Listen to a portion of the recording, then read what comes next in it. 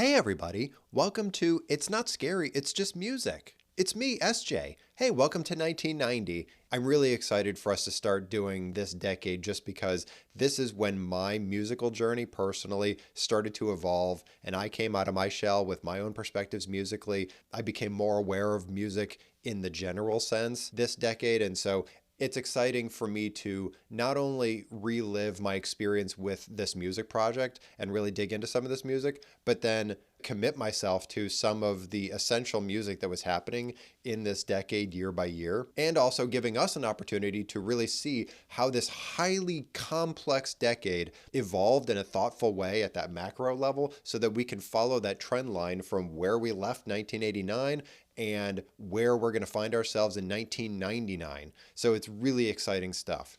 The thing I'll say about 1990 is I'm not totally sure what was happening at that moment, but for whatever reason, there seemed to be this collective agreement in the music world that now that we're in this brand new decade, we're just going to make this hard right turn away from what we were doing in the even late 80s, and we're just going to start exploring completely new, different ideas and things. Things that we were committed to in the 80s and 89, 88. We're done with that. We're going to move into this new thing in 1990.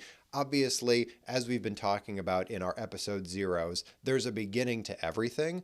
And we certainly talked about in 1987, 88, 89 about how there's this convergence between what we expect and understand the 90s as a music idea to be to what we were listening to in 87, 88, 89. And those two things were starting to get very, very, very, very close to each other in time and space. So that now that we're getting to 1990, we're going to kick over that last extra step in order for us to feel entirely like we're just living our 90s moment, which we definitely are starting in this year. The thing I'll say too is that while there was a hard right turn, it felt like, starting in this year from 89, it also seems like a lot of genres were still trying to figure out how they wanted to aggressively pivot. And so because of that, it feels a little bit like we're starting all over again with 1980 and we're trying to escape disco and do totally different things with new wave. And we're leaving traditional punk behind and going post-punk and whatever came forward from there in punk. And we're leaving David Bowie and Queen and Kiss behind, and we're going to evolve rock music into these totally different things.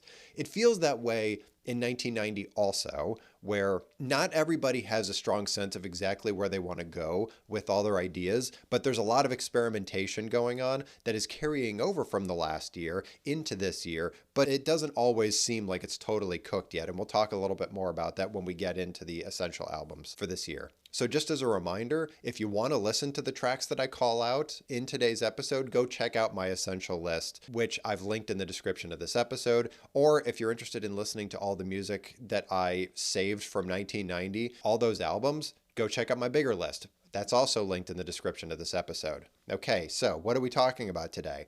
As I had mentioned in episode 0 for the start of this season, we're going to change things up a little bit this year. I'm actually not going to be talking strictly about music trends of what's moving in, what's happening right now, and what's leaving us soon. But more specifically, I'm just going to talk about what's happening right now and giving some artist examples to just help ground you in the moment. And the reason we're doing that, as a reminder from episode 0, in case you didn't listen to it, that trends starting from now going into, I would even say today, start to even out and lengthen considerably.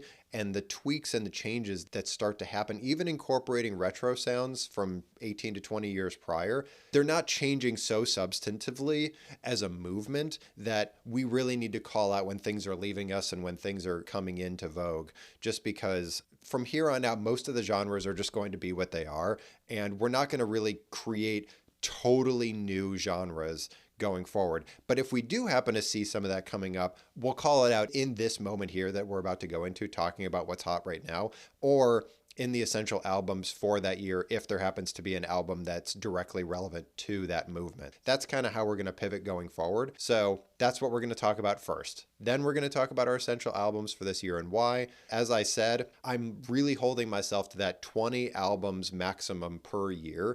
So I'm going to try my best. And then we're going to do some check-ins. This year, we're just doing a video game check-in, but shortly we're going to be starting K-pop. And then conspicuous absences from my essential list and why. And again, as a frame of reference, my maximum for that is 6 albums for conspicuous absence. I will not cross the 6 threshold. So if you didn't hear it in the essentials and you didn't hear it in my conspicuous absences, places. You might still find it in my big list. And if you still haven't found it there, you might just have to go digging for it yourself. Because as I said, I've done my best in order to capture the moment as best as I can, even in my big list, but I am going to miss some stuff. So having said that, let's move into music trends. In 1990, for rap, there are many different permutations of rap going on right now. Obviously, gangster rap is still happening. It's still at the top on the mountain. I would say since Straight Outta Compton came out, it's starting to lose a little bit of air in that balloon than it had been previously, but it's still firmly the standard for what pop culture rap is right now. Interestingly enough, pop or dance rap is not the preeminent subgenre of rap that's happening right now, but it's still very much happening. Alternative rap and then underground rap are also both very much happening. We'll talk about some of those examples as we go into our essentials, but just giving you a sense for what we're talking about around alternative or underground rap. The reason that it's happening right now, which you might remember from my episode on 88, maybe 89, maybe the wrap up, is that the alternative or underground rap movements are in direct contrast or opposition to gangster rap. In many respects, that starts to take shape this year in 1990, even more so than it has been in the prior couple of years, with what I would consider to be a more intellectual, or as has been articulated, a thinking man's rap, which I don't really like that terminology. I like more intellectual rap, but that plus influences from the Nation of Islam. So we talked about the Nation of Islam a little bit, I would say in maybe 87 or 86, because Chuck D from Public Enemy references Louis Farrakhan and things like that in some of his rap tracks. And so we call that Nation of Islam. Nation of Islam and intellectual rap really come into their own in 1990 with bands like X-Clan, Brand Nubian, Poor Righteous Teachers, Tribe Called Quest, that whole contingent of the native tongue rap consortium. All of those groups are both on the intellectual rap side and also the Nation of Islam side. So all of that's very much happening. Juxtaposed to that, Ice-T, Ice Cube, Public Enemy, they are basically the tentpole right now of gangster rap. And I say Ice Cube specifically because NWA at this point isn't really happening. Straight Outta Compton was just kind of a moment, and then it was over, and Ice Cube went his own way a year or two later. And so him being the singular icon of gangster rap in the West Coast, taking into account that Ice-T is also there, but Ice Cube is basically the man right now of rap. And then on the dance or pop rap side, Salt and Peppa is happening. We haven't really been talking about them very much, but they're definitely happening. And then DJ Jazzy Jeff and the Fresh Prince are also happening. Again, haven't called them out very much because they're not really rising to the level of quality to discuss in Essentials, nor conspicuous absences. But all of those artists are happening right now in the rap scene. So it's the biggest, most complicated genre that's happening right now for sure, which is even compared to rock. On the electronica side, we've been talking about house a fair bit, trance, techno, IDM, EDM. The thing you basically have to know at this point is that it's continuing to move out of the club and onto the radio. We're going to talk about a couple different examples in my essentials today, so just have that in your mind that all of those ideas are continuing to figure out how it moves out of the club and move onto the radio, because that's really the challenge that the electronica scene is experiencing right now.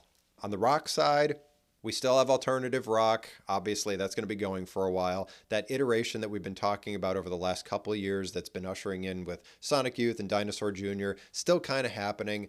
It is starting to wane a little bit as grunge is starting to find a foothold, but even that's really quiet right now. Neo-psychedelic rock, super quiet. Shoegaze and slowcore are starting to come on in their own right. And then Brit rock is always kind of happening. There's no particular bands to call out because there's just so much jostling going on right now, the major rock genre and all these subgenres, that none of them are necessarily finding their strong footing because we're leaving some stuff behind. We're introducing some new ideas. Like I said, shoegaze and slowcore suddenly appeared on the scene from seemingly nowhere in the underground. And then grunge, as we know, is the gigantic super hurricane that's about to hit shore here in the next year or two. On the metal side, again, there's not a lot going on in that respect that's bubbling up to the top, but you've got your industrial metal like Nine Inch Nails and Skinny Puppy. Death, doom, and thrash metal are still thriving and doing well in their own little conclaves that they've secured for themselves. And then funk metal, which is something that I think best is articulated or people know best through the Red Hot Chili Peppers. They've been happening for several albums already over the course of the mid-early 80s. They just haven't been bubbling up yet, but funk metal on the west coast of the United States has been happening too. It's just not bubbling up, but it is happening. On the punk side, we've talked about Bad Religion a fair bit in 1989. It's going to keep going in that direction this year. Also with Social Distortion, who's been around for quite a long time at this point, but their brand of West Coast punk is starting to take better hold than it had been earlier in their existence. They're starting to find a new fan base because this new Bad Religion-esque idea of slowing the punk down, being a little clearer, being a little bit more focused on pop elements and connecting to a wider audience versus just being strict counterculture, that's all happening. And Social Distortion and Bad Religion are moving that forward. And then on the country side, alt country and neo-traditionalist country, they're still happening. They're a little bit quiet this year. They will start to incrementally get louder and louder and louder over the next couple of years, but we're kind of in a lull period for country. R&B, we're pivoting away from Janet Jackson into something else. I think that R&B and pop are continuing to merge themselves together a little bit. I think we're also starting to see more of an emergence of girl groups and boy bands like En Vogue, Boys to Men, groups like that, where in the late 80s and mid 80s, we were seeing some boy bands and some girl groups starting to try and coalesce, but they were more underground. They might have been on regional radio, but they weren't necessarily getting up to the heights of being nationally known. And so the journey for R&B and pop to continue to merge their worlds together into one is going to continue to happen over the next couple of years. And then specifically on the pop side, on the other side of that Venn diagram, we're pivoting away from Madonna and taking some of those ideas that she was using in 88 and 89 to put more house-infused dance into her dance pop is going to continue to happen. We'll have one example this year in the Essentials. And like I said, it's starting to create a greater overlap of the Venn diagram between R&B and pop and get really, really on top of each other so that almost all those elements are getting shared between the two. Video game music, Gen 1 is almost over, so that's basically Nintendo. Gen 2 actually starts in 1990, but we don't have anything to call out as a check-in for Super Nintendo or Genesis or the Sega Master System for this year. But Gen 2 has already started, and Gen 1 is already being overlapped by Gen 2. J-pop, basically just stalling out at this point. There's not a lot going on there. And then K-pop, as I said earlier, it's about 2 years away from us having a check-in, but we're getting close. So having said that, let's start with our essential albums for this year and why. First, A Tribe Called Quest, People's Instinctive Travels, and The Paths of Rhythm. This is alternative rap. It's that intellectual rap that we talked about earlier. It's definitely got that Nation of Islam thing going on. It's Native Tongues Rap Consortium. This, to me, is peak counterculture for rap because this album, this group, to me, encapsulates all of those aspects that gangster rap isn't. It's incorporating more jazz and more retro sounds, more P-funk into the backtracks as opposed to more modern R&B conceptions that were happening in NWA Straight Outta Compton or anything really that Dre does. It doesn't sound like pop rap, like it doesn't sound like DJ Jazzy Jeff or anything. It doesn't sound like Salt and Peppa. There's a lot more intellectualism that's going on in the lyrics. It's really making you think a lot more about what they're talking about. Like the metaphors that they're using in order to tell stories is a lot more complex. It's a lot more thoughtful in the lyrics than were previously. Obviously, there's not nearly as much profanity that's being pushed. It's not as grotesque as gangster rap or the Ice-T version of gangster rap is. So this is just an excellent small A and big A alternative rap example. Push It Along, Luck of Lucian, I Left My Wallet in El Segundo, and Can I Kick It? All four of those tracks are widely popular, widely famous. It put everybody in Tribe Called Quest on the map. They're excellent, excellent tracks. If you've never heard People's Instinctive Travels, those four tracks will give you a really, really good sense of what it's all about. All of them tell excellent stories. They're all very, like I said, jazz or retro sound infused.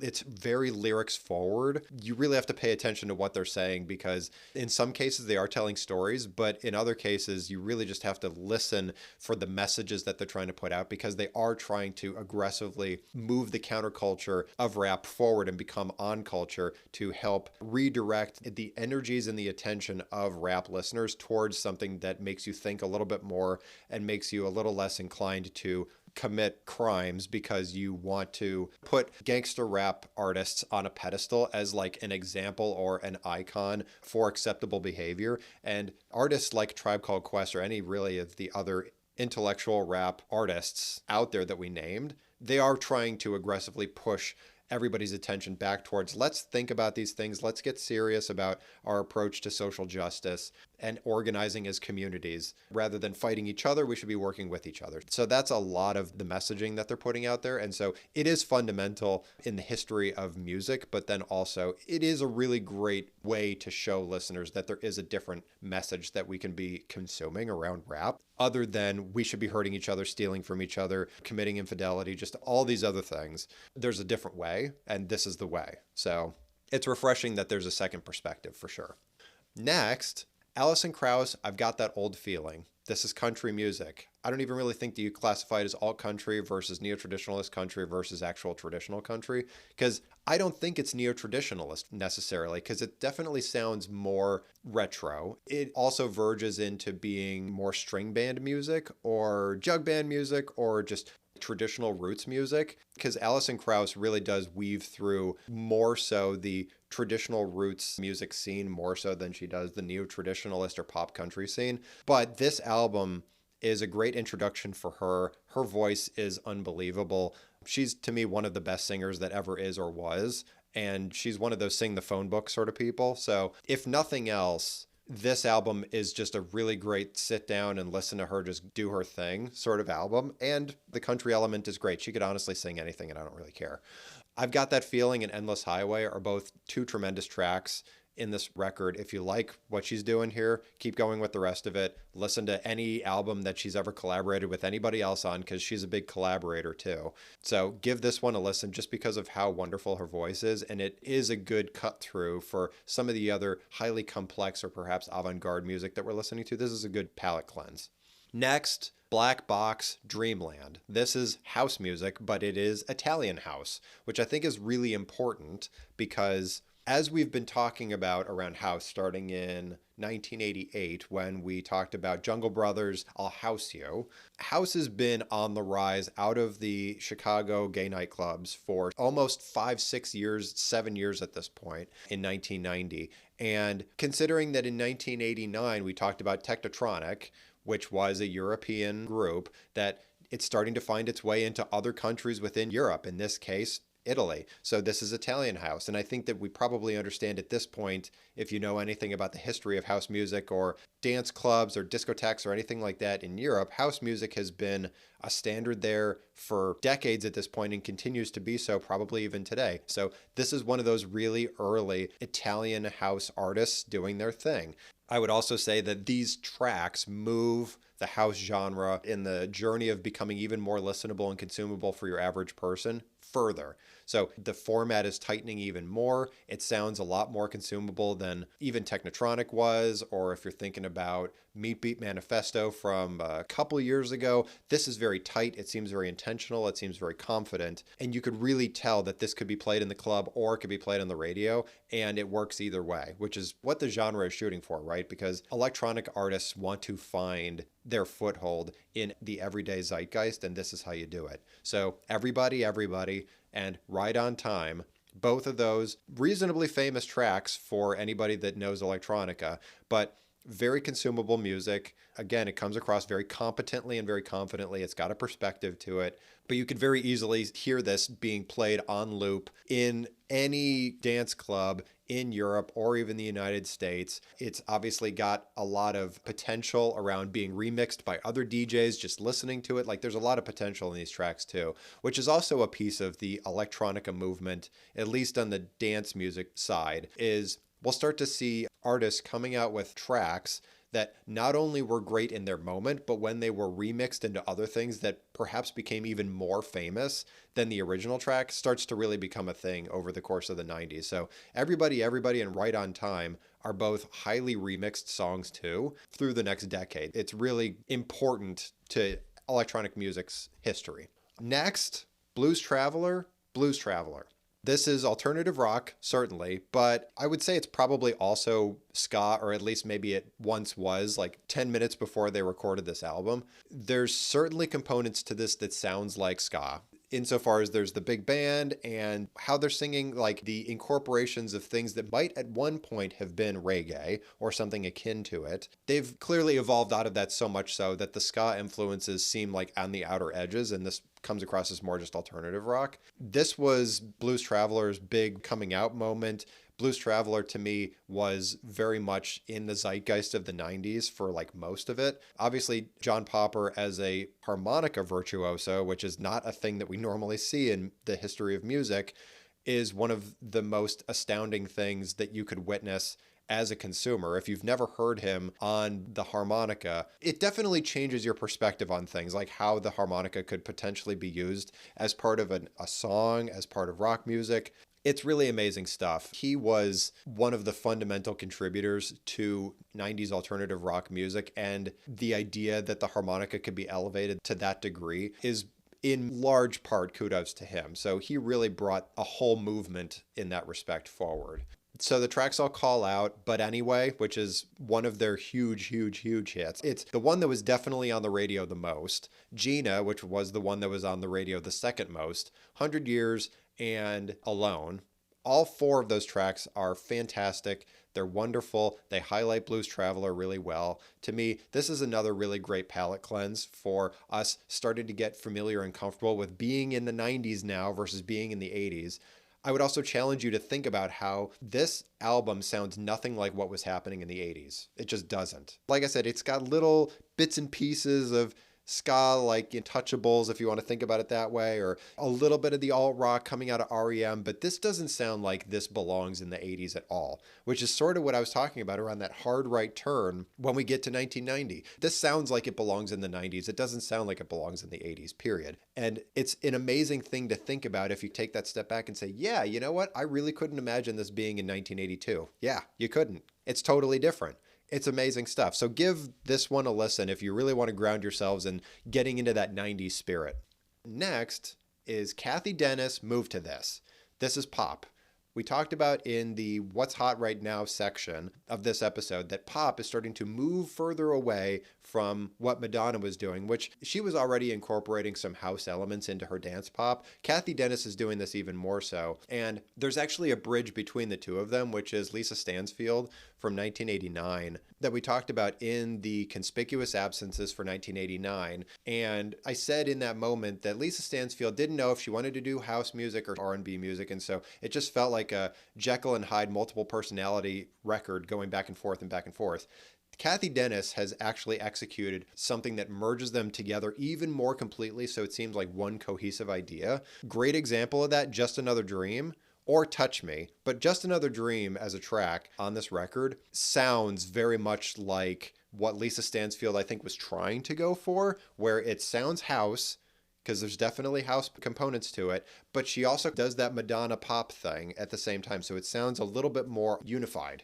Touch Me takes that even further, where the unification is happening even more so with Touch Me. And Touch Me was a big 90s pop hit, and it was a big 90s club hit. So it was both at the same time. And again, this is what you start to see, where there's pop music that's coming out on the radio, and they're also playing it in the clubs at the same time. Touch Me got remixed a bunch of times. Just Another Dream got remixed a bunch of times. And so starting to fuse those ideas together, where pop and R&B and house music are coming together into one thing, is happening even more with this album.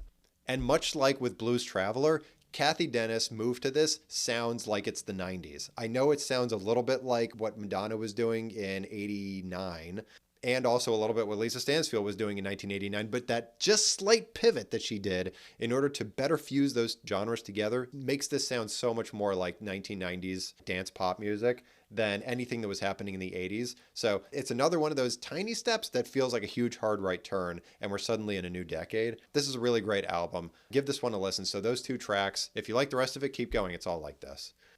Next is Codeine, Frigid Stars. So this is slowcore / shoegaze. So slowcore, we haven't been talking about very much, but shoegaze we have been talking about here and there all the way through the 80s. And just to give you a refresh, in case you're not familiar with what shoegaze is, but shoegaze is very quiet, contemplative music that's highly intense. It's like the quiet storm of rock music. And the reason they call it shoegaze is that when a live performance is happening, the lead singer will be standing up, hunched over their guitar, and singing very intensely into the microphone. And while they're doing that, they're staring down at their shoes.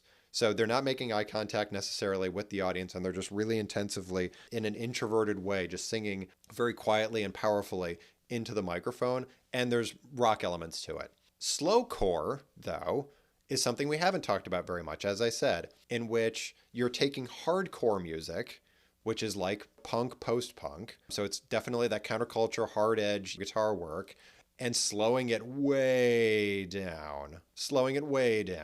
And if you just want to hear what I'm talking about, listen to the track D, just the letter D, on Codeine Frigid Stars, and you will know exactly what I'm talking about.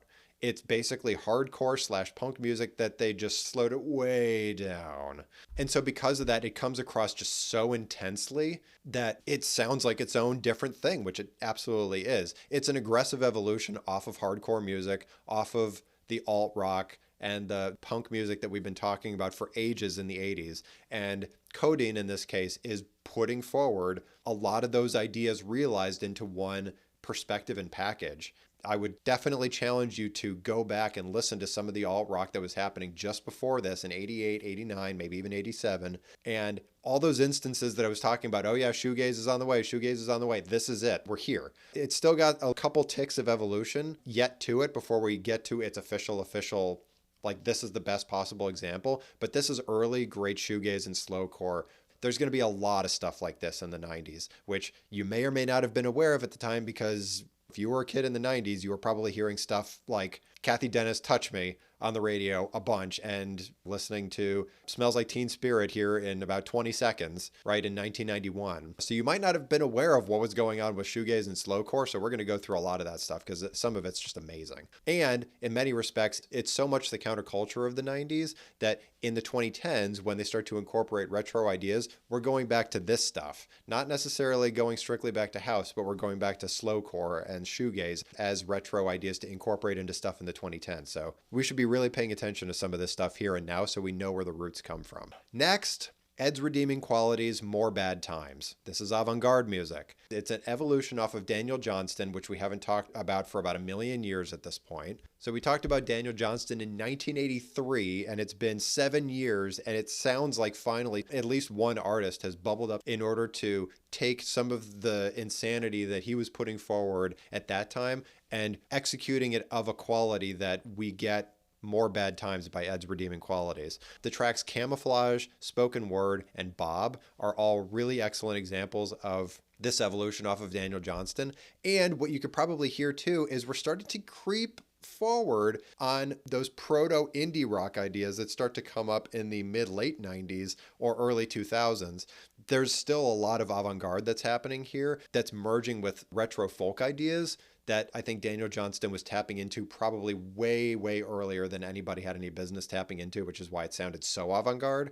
This sounds a little bit more palatable because the avant-garde and the folk has been getting played with over the successive years between 83 and now, that this seems a little bit more consumable, and people probably better understand where this is going and how it fits into the music sphere in 1990 more so. So it's not early avant folk, because avant folk has been around for 2 or 3 years at this point, but this record pushes things forward as far as new indie rock ideas. It probably will eventually start converging with shoegaze and things like that to make even more sounds and ideas that become the indie rock sphere over the next 10 years or so. Next, Galaxy 500, This Is Our Music. This is shoegaze. It's interesting that they call this album This Is Our Music because this is, even more so than Codeine was, a perfect example of early shoegaze. Not it's got shoegaze elements to it, this is actually it. To me, this is a clear sign if you needed one last one just to get the message, new wave is officially over and shoegaze is officially taking its place as the sad, despondent, discontented about so many different things, and this is going to be our response to it. Shoegaze is so different than new wave was as a perspective and an idea that it just feels like whatever the 80s was, if that was new wave, then shoegaze is definitely going to be whatever the 90s is. And the tracks that I want to call out to help ground you, 4th of July or Hearing Voice, both of those are really great ways to ground you, again, in early shoegaze. And that's not even combined with the slowcore components of Codeine Frigid Stars. This is even purer, just shoegaze straight ahead, like we're really intensively singing into our microphones and looking down at our shoes and playing our guitars kind of hunched over like this. It's very quiet, it's very contemplative, it's very intense. This is the kind of stuff that's going to be counterculture rock music for the 90s. And as we've been talking about this whole time, it does seem kind of like a hard right turn from what we were doing with alternative rock in 88, 89, 87. All of a sudden, we're talking about shoegaze. Isn't that interesting? It's as if for 1990, everybody decided they wanted brand new decade, brand new approaches. It's really interesting stuff to witness, but Galaxy 500 is ushering in that new approach, and it's great enough that it bubbled up to the surface for our enjoyment, and it clearly shows that you can create these highly consumable albums that take on these new different sounds and different ideas that don't have to strictly be alternative rock, which is great because more ideas, more opportunities for listening to new, different, interesting things, more experimentation and inspiration. It's great stuff. Next, Ice Cube, America's Most Wanted, and instead of the C for America, it's a KKK. So America's Most Wanted. It's West Coast gangster rap.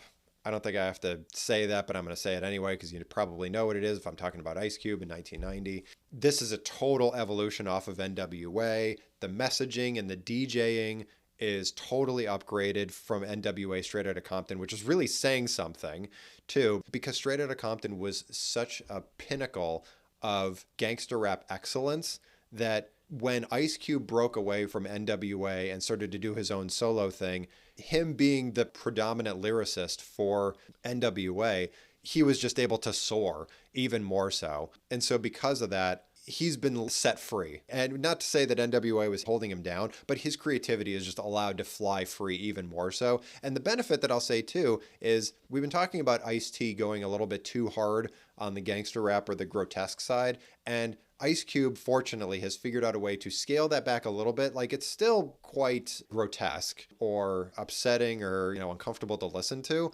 especially with all the profanity. But for the most part, he's figured out a way to make this really, really consumable thing in order to carry over all the fans of NWA with him into the future. So he really successfully did that. The tracks I'll call out: the N-word you love to hate, America's Most Wanted, the track, Endangered Species, and It's a Man's World.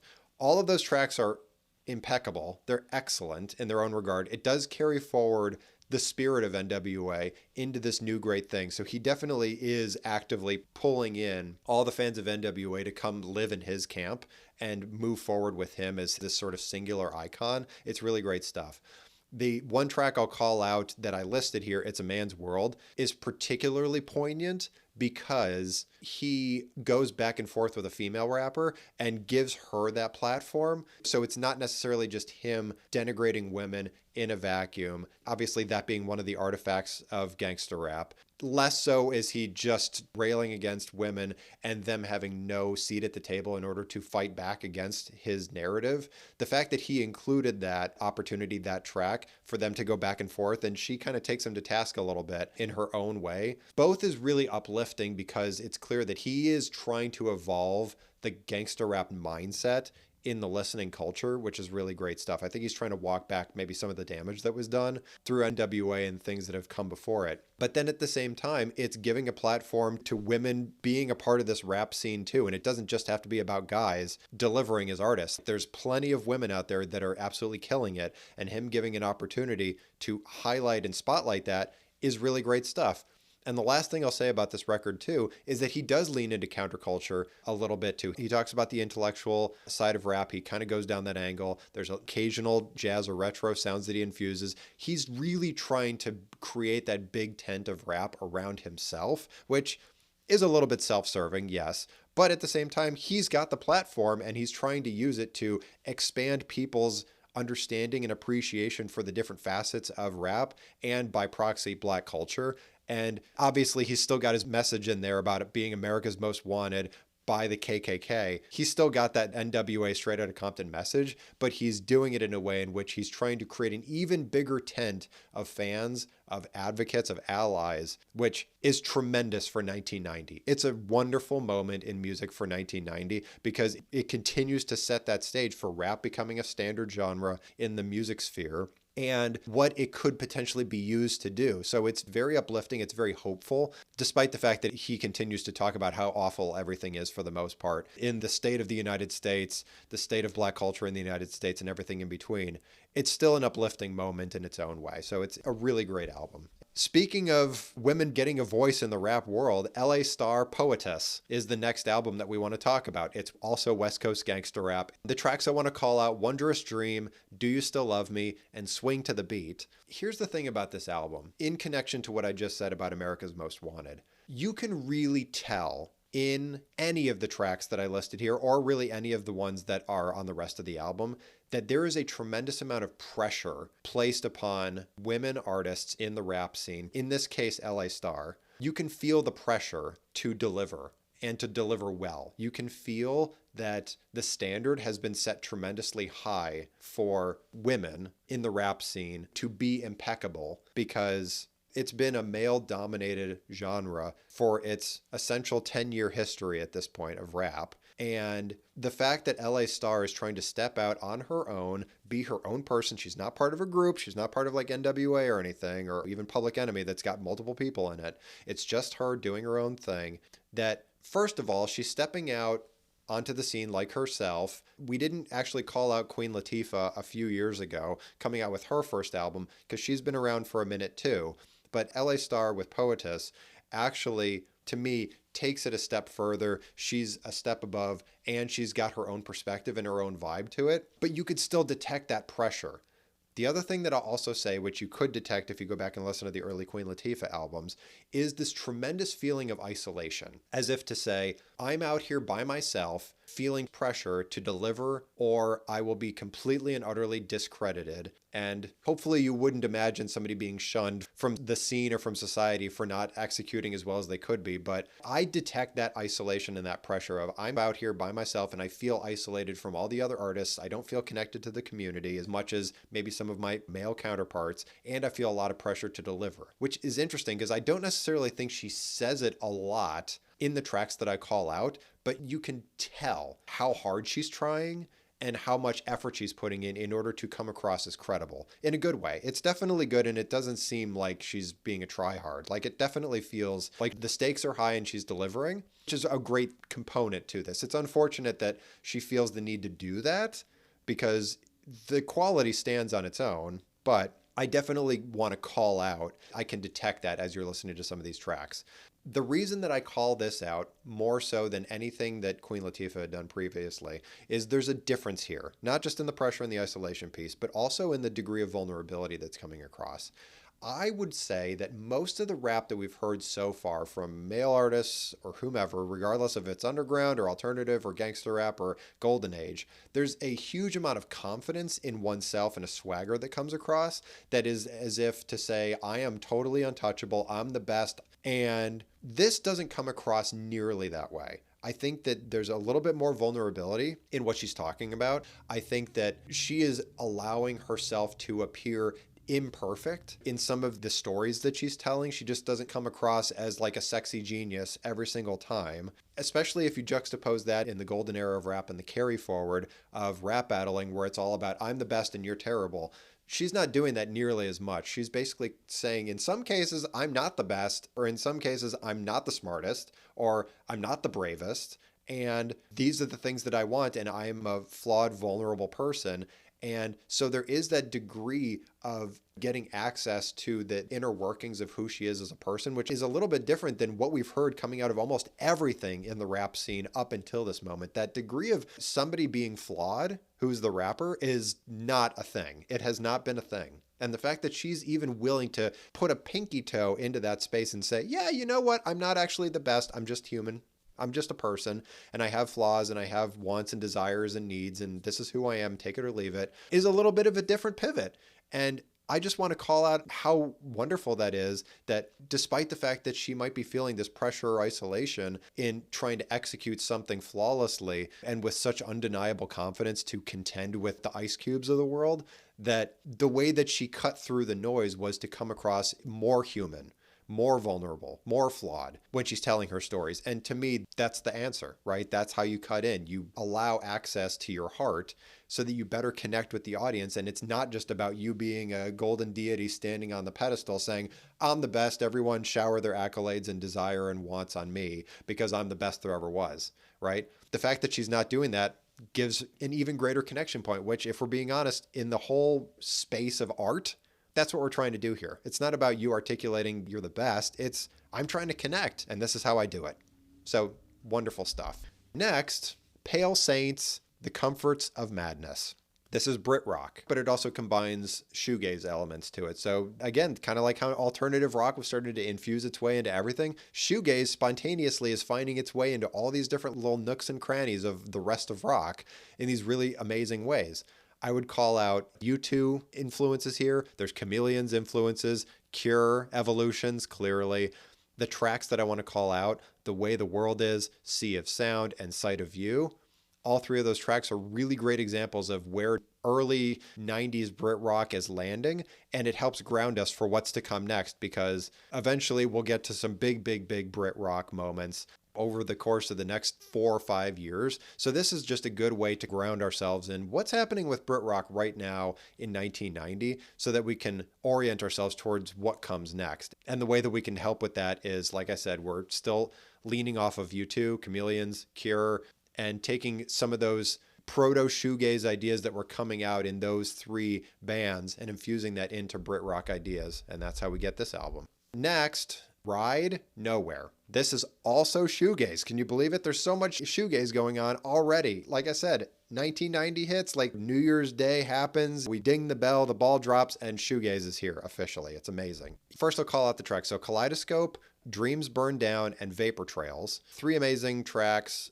Really helps, again, paint the picture about shoegaze from even a different perspective from Galaxy 500 or Codeine or Pale Saints. So you're getting even more of that vibe, much like alternative rock. There's a bunch of different ways to do it, and Ride is taking it in a totally different way.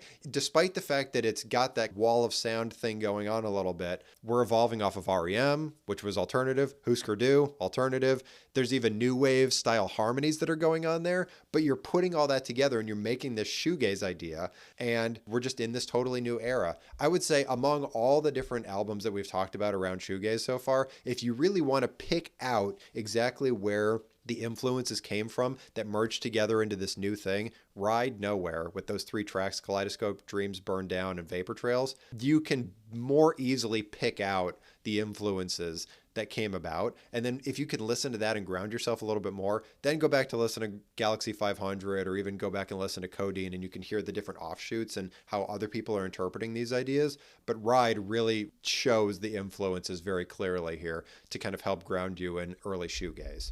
Next, Sinead O'Connor, I Do Not Want What I Haven't Got.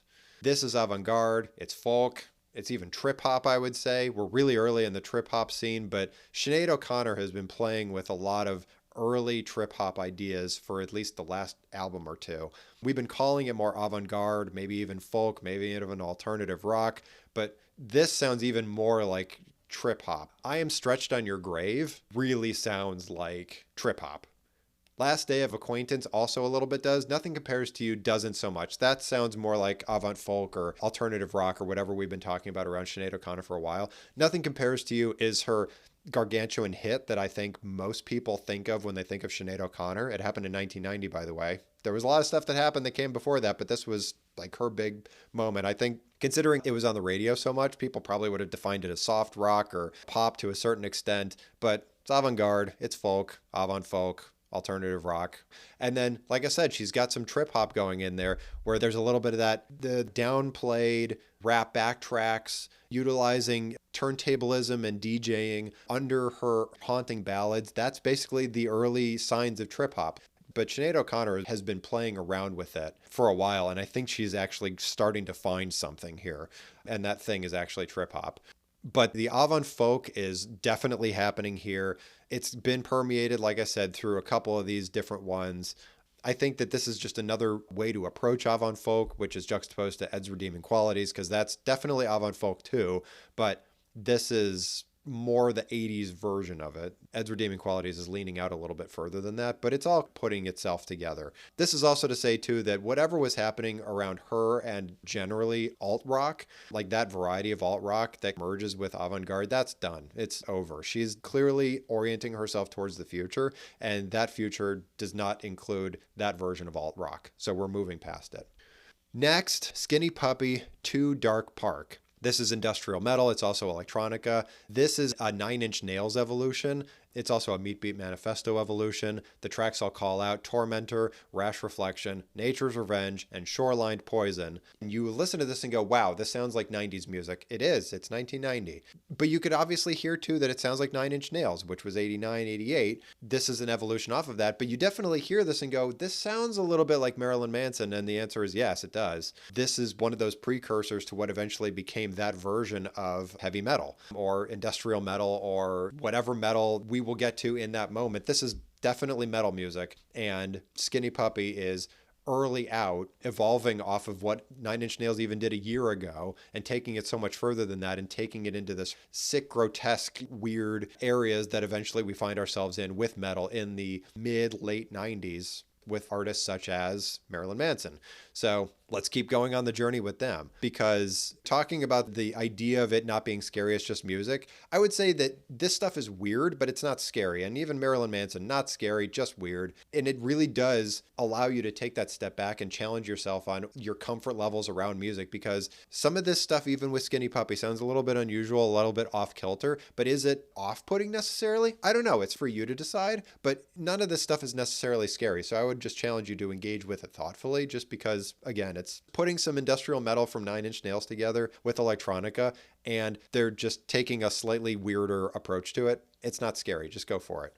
Next, Social Distortion. Social Distortion. This is definitely LA punk. It's picking up where Bad Religion left off last year in 89. It's really interesting to me that Social Distortion, where in 83 came out with one of my favorite punk tracks off of Mommy's Little Monster, Moral Threat. And at that time, I thought that that was a really unusual punk track because of the roots rock elements that they threw into it. There was big, long guitar solos. It definitely didn't sound strictly like punk, even though there were punk elements to it. And since that time, we haven't been talking very much about Social Distortion at all because they've been flying pretty well under the radar. But somehow they have managed to re-emerge in this new moment with Bad Religion ushering in more of a pop punk, more consumable punk subgenre.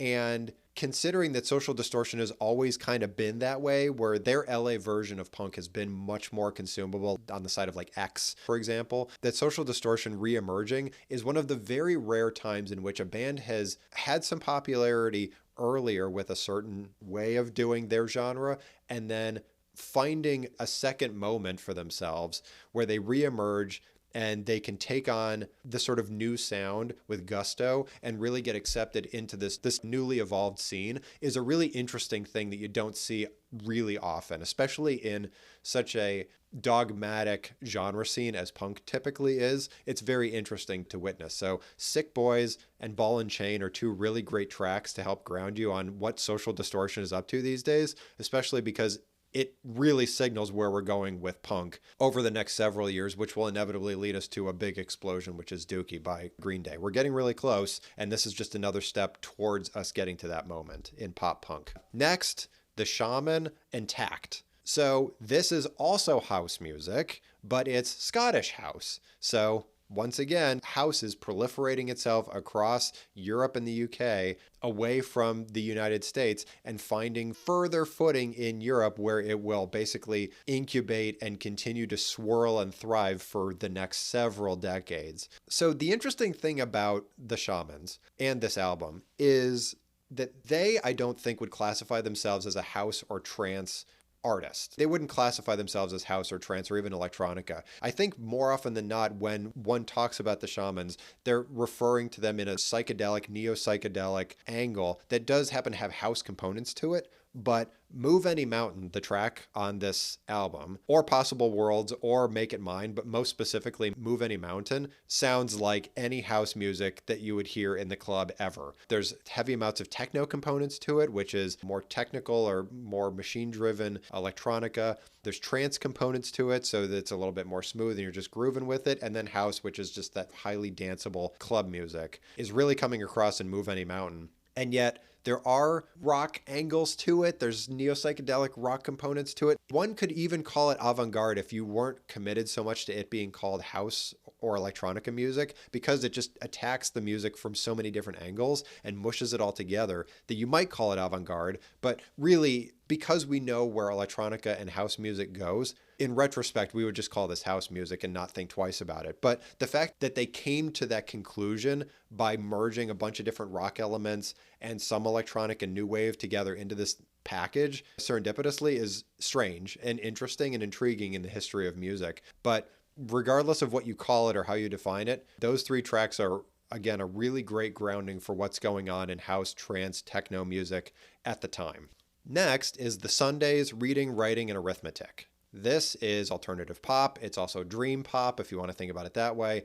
It's not straight ahead pop or rock, that's for sure. It's its own thing. One thing I'll call out before we really get into this album, because it's one of my favorites ever of all time, is this album would not exist without the Smiths or Morrissey existing, period. It just wouldn't. Like, if you really listen and think about it, and you have a good grounding on what the Smiths sound like with their jangly guitars, if you just take the lead singer of The Sundays out and put Morrissey in, it would sound almost no different. It's very, very close. The distinction of the lead singer of The Sundays, though, is she emotes far more than Morrissey does, because I think she's a lot less new wave than he was. And I also think that she isn't so committed to putting herself out there in front of the music as much as Morrissey was, because no shade on Morrissey, his whole thing was him being the star of the Smiths and him being the star of the music. And The Sundays is a more cohesive package, so that's why I've actually called it out. One of the many reasons why I've called it out as an essential album is because it takes the Smiths/Morrissey ideas and makes it one more cohesive group package that works together as an ensemble versus it just kind of being a platform for the lead singer. But like I said, it wouldn't exist were it not for the jangle pop that came out of the Smiths and Morrissey. So honoring that where it exists. The tracks to call out, Here's Where the Story Ends, Can't Be Sure, and My Finest Hour. All three of them are amazing. All three of them are wonderful. The singing in this album is unlike most of the singing that we've hit previously, even if we're talking about avant-garde music from the 80s, talking about Kate Bush and Bjork when she was part of the Sugar Cubes. The singing in this album seems different. There's just something different about it, and the way that they play the jangle guitars and their rhythms and their harmonies sounds more 90s-esque, more so than what was going on in the 80s. Again, it feels like a hard right turn. You listen to this album, and it sounds like we're in a different era, even if it sounds like it's connected to the Smiths, which it does.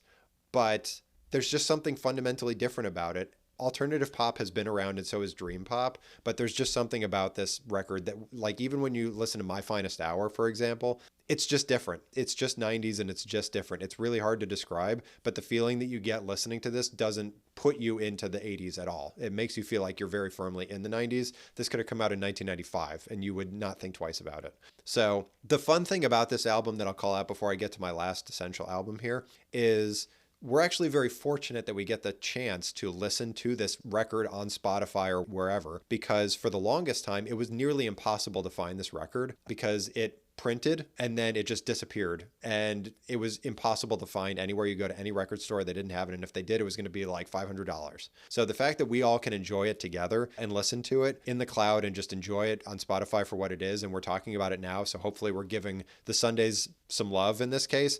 It's all really great stuff. So it just makes me really happy that this music has been immortalized somewhere, because it's historically been tremendously difficult to find. So very happy that we can all enjoy that together. And then finally, Toad the Wet Sprocket, Pale. This is LA alternative rock. Absolutely. The reason I call it LA alternative rock is because it's just got that 90s alternative rock vibe to it that doesn't sound like REM. It also doesn't sound like Dinosaur Jr. or Sonic Youth. It sounds more like mid 90s alternative rock that tends to come out of the West Coast, specifically LA. Not necessarily West Coast like Pacific Northwest, but more California, West Coast alternative rock. It very much sounds like that. Just listen to Torn or Come Back Down. Really, either of those two tracks will give you a sense of exactly what I'm talking about. It sounds like early mid 90s alternative rock, or what you imagine it was listening to it on the radio. This is what it is. Talking about its roots a little bit and its influences, this is very heavily influenced by REM, clearly, retro roots rock, obviously, and then there's also a little bit of Springsteen influence in there. Putting it all together, it creates that West Coast alternative rock vibe and sound to it, like how they're singing, how they're playing their instruments, the rhythms, everything is very to a T early mid 90s alternative rock, and Toad the Wet Sprocket is totally delivering in 1990. Okay, before we do conspicuous absences, let's quickly talk about our video game music check-in. So there's only one this year, and it's going to be the Mega Man 3 soundtrack, which was done by Yasuaki Fujita and Harumi Fujita, so they're a married couple. They did this together. The tracks that I want to call out, specifically Needleman Stage, Snake Man Stage, Sparkman Stage, and Dr. Wily's Stage number 1. So I don't necessarily think I have to go into descriptions about what the nature of the game is in order for you to appreciate it. I think we've talked a little bit about Mega Man games in the past, that there's different stages with different bosses, and depending on what stage you go to, it's got its own vibe that kind of matches the boss that's in charge of it. In case you didn't know previously, Dr. Wily is his arch nemesis, so in case you didn't know that. So the great thing about this soundtrack is it's clearly evolved off of Mega Man 2 soundtrack, which is pretty amazing considering that Mega Man 2's soundtrack was a huge evolution off of the first Mega Man soundtrack. And as we're starting to venture into second gen video game music, Mega Man as an idea, living on first gen, is that even in 1990, Capcom, who owns the Mega Man franchise, understood that they needed to start really upping their game around music production for Mega Man games, or their video games generally, but Mega Man specifically, because previous to this, it was just first gen that they were competing against in terms of who had the best game soundtrack. And now that second gen, so Super Nintendo and the Sega Master System / Sega Genesis have come out officially, Capcom is clearly charging their composers and their sound engineers to go even harder and push even further on what first-gen game soundtracks can sound like. And so that's why Mega Man 3 is a great check-in this case, because starting next year, I guarantee you that we're going to have at least one video game album on the Essentials list. And because of that, Nintendo level quality needs to continue to compete as the second gen comes out, and they have so many more instruments and so much more space to play with in order to create even greater soundtracks, that the Mega Man franchise is really going to have to keep working hard in order to figure out ingenious ways to get the music to work for them. And so Mega Man 3 to me is just the last gasp of Capcom having a shot at their first gen game being at the top of the mountain around video game music. So from here on out, it's going to be highly contentious. But those 4 tracks are a really great articulation of how hard the Fujitas are pushing on creating these wonderful soundscapes for this soundtrack. If you want to listen to the rest of it, you can. I would say I pulled out the best ones, but if you want to keep going and keep living in that vibe, keep going. Like I said, next year, you're definitely getting one or more essential albums from the video game sphere, because they're just taking it up to a whole new level in 1991. Okay, now let's talk about our conspicuous absences and why. First off, Brand Nubian, One for All. So, as I had mentioned at the very beginning of this episode, Brand Nubian is part of the rap consortium Native Tongues. We talked about it several times over the last episode or two. The reason that this one is a conspicuous absence, it's the first album. It's really great. It's just A Tribe Called Quest just takes this a lot further. I think Brand Nubian was still steeped a little bit in golden age of rap, or maybe just committed a little bit too much to the Nation of Islam components and weren't really focusing on being more consumable to like get their message out there, kind of like with what punk is doing, where there's sort of a decision that's been made that if we want to get our counterculture message out, we need it to become a little bit more consumable for the masses. And Tribe Called Quest did that. Brand Nubian, I think, was a little bit more committed to their purest mindset. And so they just didn't go far enough compared to Tribe Called Quest. So that's why they're here. Next, En Vogue, Born to Sing, another really great album. And I think also it pushes forward the girl group R&B idea into the pop sphere, because En Vogue was one of those, I would say, early forerunners of the girl group movement of the 90s. It's just that the album itself is a little bit mixed on the quality of the tracks. It's not nearly consistent enough. And at the same time, I think that they're still experimenting with too many ideas. Like, they haven't really coalesced into one singular perspective yet. I think that they've got the girl group idea. They've got the harmonies there. Obviously, artists like En Vogue were deep inspiration for like the entire K-pop movement that we know to be today. And so they're clearly highly influential and important. It's just that this record itself meanders a little bit, and there's a few too many skits in there, and it just loses its way a little bit. There are a couple big tracks in there, but again, it gets drowned out by all the rest of the stuff that's in there that's not really necessary. Next, Gwar, Scum Dogs of the Universe. I actually love this album a lot. It's just totally ridiculous. It's really hard to put on the essentials list because of how ludicrous it is as an album. Gwar is one of my great loves as an artist, just because of how ridiculous they are and how little they take themselves seriously. It also really pushes forward the elements of punk and hardcore that are funny and are self-effacing and irreverent, and they really throw it into the Gwar concept, which, if you're not familiar with Gwar, it's a little bit hard to describe. They're basically a demonic group that comes across in a doom metal, thrash metal, speed metal, hardcore, death metal sort of bent, like that whole arena. But it's totally tongue-in-cheek and utterly ridiculous. And I'd encourage you to go listen to the album once in your life, just so that you can enjoy and appreciate how silly it is. Because they clearly think it's silly, and you should think it's silly too, because it's definitely not scary. It's just silly music, and it's really fun stuff. But is it essential? Absolutely not. But it's one of my great loves as an album and also as an artist. I love Gwar so much. They're so funny. Just really great stuff. Next, Public Enemy, Fear of a Black Planet. The thing about Fear of a Black Planet is that where It Takes a Nation of Millions was really, really tight, and a lot of what they were doing was still fresh in 1988, let's just say. In 1990, they're still kind of doing the same thing that they were doing previously. I think that Chuck D and Flava Flav are going a little bit harder than they were in 1988. A little bit more profanity. It's a little bit more in your face. It's definitely not where NWA was. They're still quite tame by comparison, more on the intellectual side. Still gangster rap, but it's not like the blam in your face of NWA straight out of Compton. But at this point, they've done this same idea 2-3 times, and they're not leaning out further than that. So at this point, you're starting to think, is this the furthest extent that they can go? And that's not a good thing for a listener to ponder. Even if it's not true, it's not the kind of headspace that you want them to get into. You want them to be thinking about how this artist is pushing boundaries, pushing the envelope, especially for an artist like Public Enemy, who their whole persona is pushing boundaries. If they're not pushing boundaries as hard as they normally are, or have been since 1987, 1986, that thought starts to enter your mind, and that's not good. And then finally, Salt and Peppa, Black's Magic.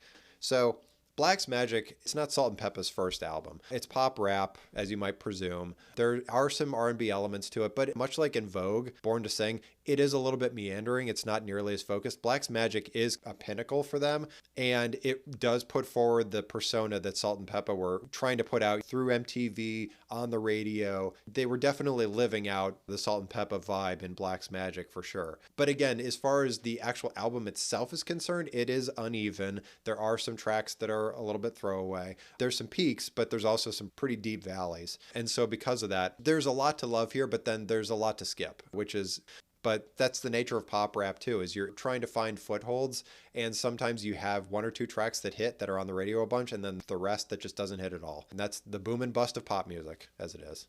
But having said that, do you agree with anything that I just said? Do you disagree with what I said about Fear of a Black Planet? Do you agree about Black's Magic? Are you disgruntled at the fact that I didn't even call out Ritual Low Habitual by Jane's Addiction one way or another? What do you think I missed? Do you think I missed that? Maybe. What'd you learn? Did you learn something about the evolution of house music so far, or the many different permutations of rap and how they're all car crashing into each other, or where we're going with punk and how we're just right on the cusp of it exploding with bands like Green Day, or maybe you were or weren't aware of Kathy Dennis and how she was really carrying the torch from Madonna, even if it's for like 10 entire seconds before somebody else picks it up for a minute, or video game music, right? I think we're learning a lot about that. And like I said, 1991 is going to be super busy.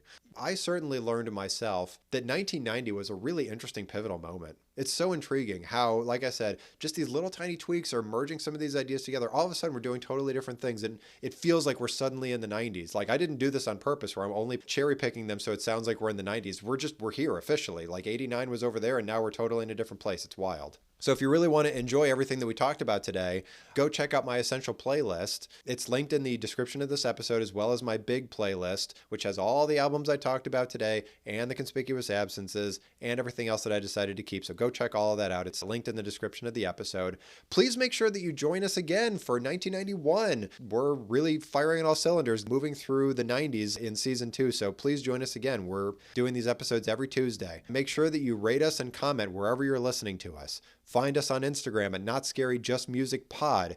Make sure to subscribe, because not only are we doing these episodes every Tuesday, sometimes we're interviewing artists that we talk about on the episodes, and we put those out sometimes as special episodes on random Thursdays. So make sure you subscribe so you don't miss anything. Make sure to tell your neighbors, tell your friends, tell your squash buddies, tell your punk scene members, tell your pets, tell your plants. Tell everybody, because at the end of the day, we're trying to create a community here off of this music listening project in which we're all enjoying all of this music together and being able to create an environment in which we can all thoughtfully discuss and debate and talk about this music with our friends, with our own communities, and share in this stuff together. And for even stuff like Skinny Puppy or like Guar, none of this stuff is scary, right? It's all just music. Thanks for listening.